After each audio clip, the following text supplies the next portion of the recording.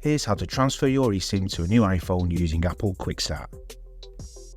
First, make sure your current iPhone is connected to Wi-Fi, Bluetooth is switched on, you have iOS 17.4 or later installed, and both iPhones are nearby.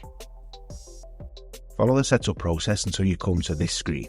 Do not press setup without another device and instead bring your current iPhone close to your new one and scan the code that appears on screen. Tap transfer number to initiate the process. This can take a few moments, so be sure to do this at a time when you won't need to use your current iPhone.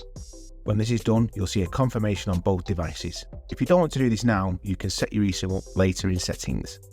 If you're planning to erase your old iPhone, make a test call on your new one beforehand. And now you're good to go with eSIM on your new iPhone.